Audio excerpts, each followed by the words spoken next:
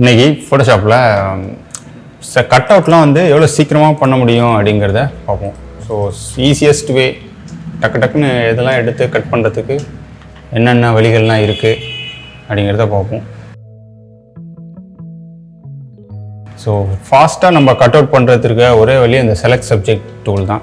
அப்புறம் object selection tool ரெண்டும் எப்படி யூஸ் பண்ணுறது அப்படிங்கிறத ஃபஸ்ட்டு பார்ப்போம். First select subject. எதை சப்ஜெக்ட் எதை செலக்ட் பண்ணுமோ சப்ஜெக்ட் அந்த இதை லேயரை கிளிக் பண்ணிட்டு செலக்டில் போய்ட்டு சப்ஜெக்ட் கொடுத்தோன்னா கரெக்டாக செலக்ட் ஆகிடும். அப்படியே மாஸ்க் எடுத்தால் முடிஞ்சிருச்சு. இதுதான் வந்து செலக்ட் சப்ஜெக்ட். ஃபோட்டோஷாப்பு சப்ஜெக்ட் எதுன்னு அதுவே டிடெக்ட் பண்ணி ஈஸியாக நமக்கு வேலையை முடிச்சு கொடுத்துரும். நெக்ஸ்ட்டு இப்போ வந்து அதே செலக்ட் சப்ஜெக்ட் டூல் தான்.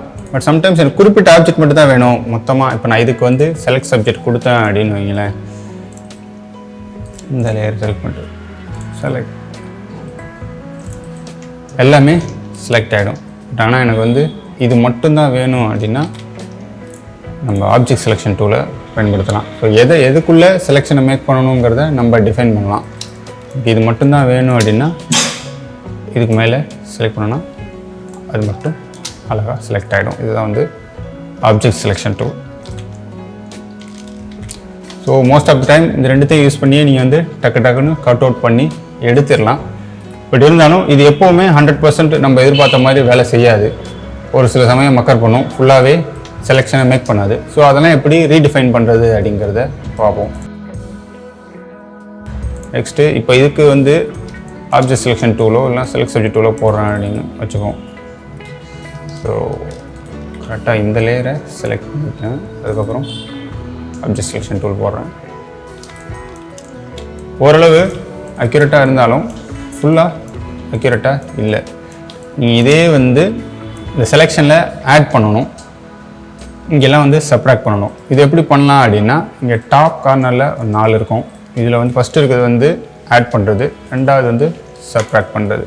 இப்போ நமக்கு வந்து இதை ஆட் பண்ணணும் அப்படின்னா இதே வந்து ஆப்ஜெக்ட் செலெக்ஷன் டூலில் ஆட் பண்ணுற கிளிக் பண்ணிவிட்டு அது மேலே மறுபடியும் வரைஞ்சோம் அப்படின்னா நமக்கு ஆட் ஆகிடும்.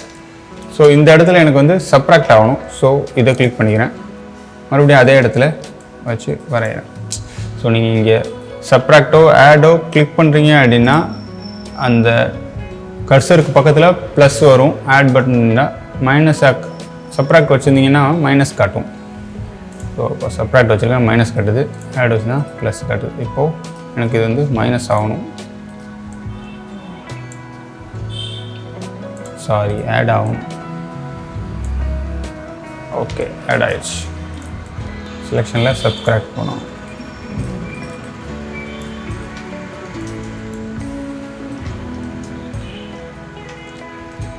இதே டூலை யூஸ் பண்ணல, மற்ற எந்த செலெக்ஷன் டூலை வேணாலும் யூஸ் பண்ணி நம்மளால் இதை செலக்ட் பண்ண முடியும். குயிக் செலெக்ஷன் டூல் எடுத்துகிட்டு அதே மாதிரி செலெக்ஷனில் மைனஸ் பண்ணலன்னா மைனஸ் பண்ணிக்கலாம். இப்போ எனக்கு இந்த இடத்த மைனஸ் பண்ணணும்னா ப்ரஷோட சைஸை குறைச்சிட்டு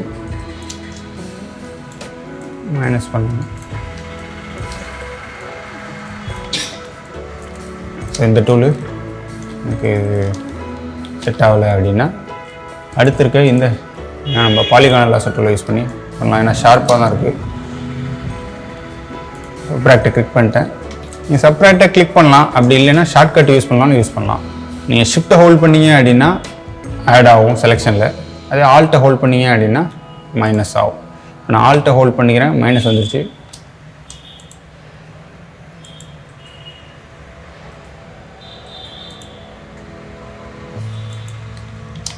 அவ்வளோதான், செலெக்ஷனை மேக் பண்ணியாச்சு. ஸோ இந்த இடத்துலலாம் வந்து அவ்வளோவா செலெக்ஷன் உழுவலை. இதை போயிட்டு நான் இப்போ குயிக் செலெக்ஷன் டூலை யூஸ் பண்ணி ஆட் பண்ண முடியுதான்னு பார்ப்போம். ஷிஃப்ட்டை ஹோல்ட் பண்ணோன்னா ஆடு கிளிக் தான் செலெக்ஷனை மேக் பண்ணிட்டேன். ஸோ இந்த செலெக்ஷன் இப்போது எனக்கு ஓரளவு அக்யூரேட்டாக இருக்குது.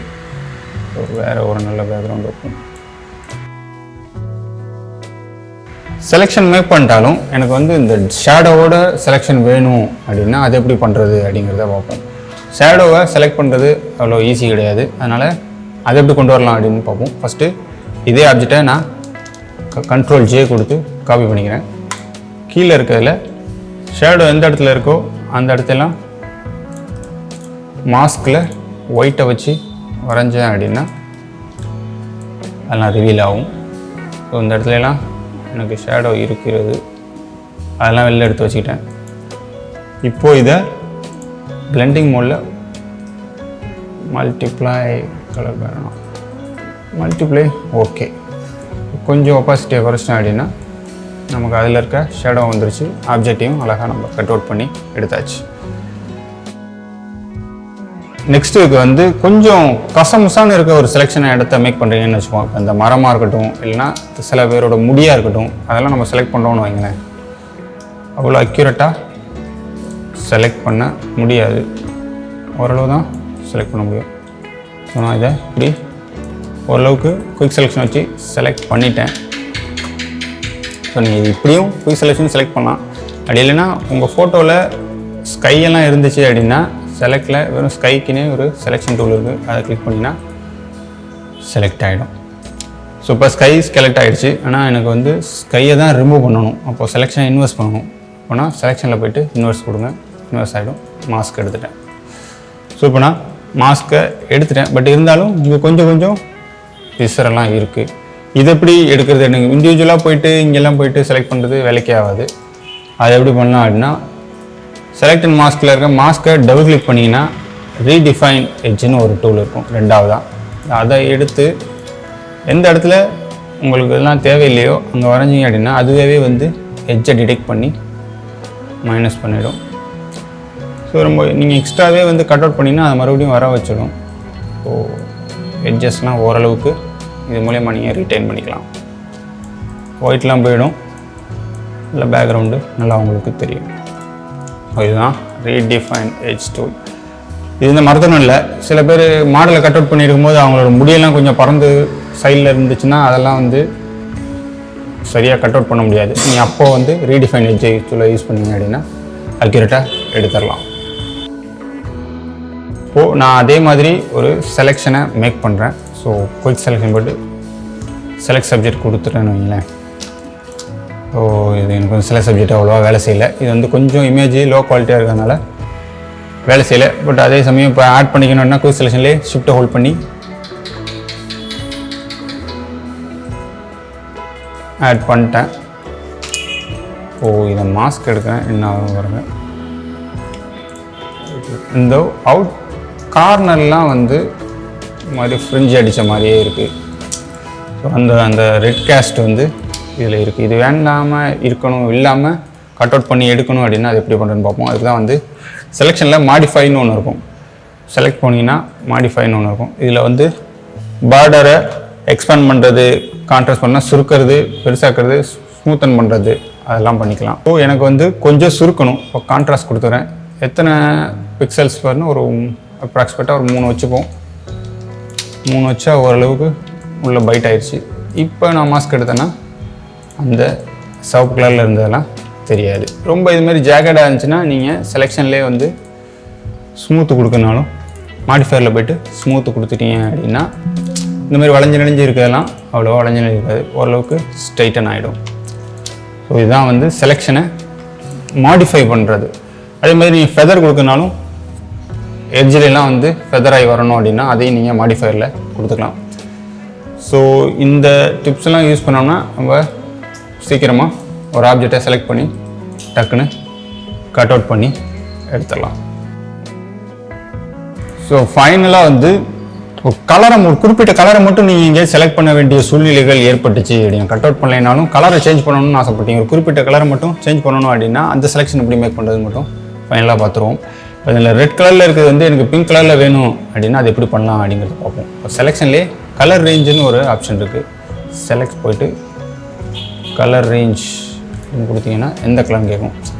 எந்த கலர் செலக்ட் பண்ணணுமோ ஐட்ரா பொறுத்தவரைக்கும் அதில் வச்சிங்க அப்படின்னா அந்த கலரு செலக்ட் ஆகும். எந்த அளவுக்கு செலக்ட் ஆகணுங்கிறத இந்த பர்சன்டேஜை வச்சு நீங்கள் மாற்றி அதேமாதிரி ரேஞ்சையும் அட்ஜஸ்ட் பண்ணி நீங்கள் மாற்றிக்கலாம்.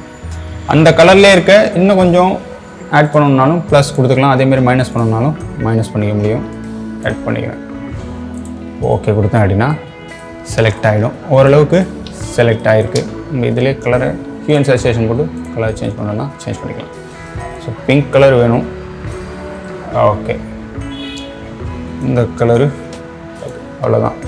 இதான் வந்து கலர் ரேஞ்சை செலக்ட் பண்ணுறது.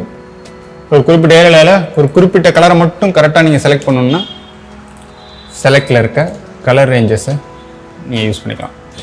அவ்வளோதான். நெக்ஸ்ட் வீடியோவில் பார்ப்போம். Thank you so much.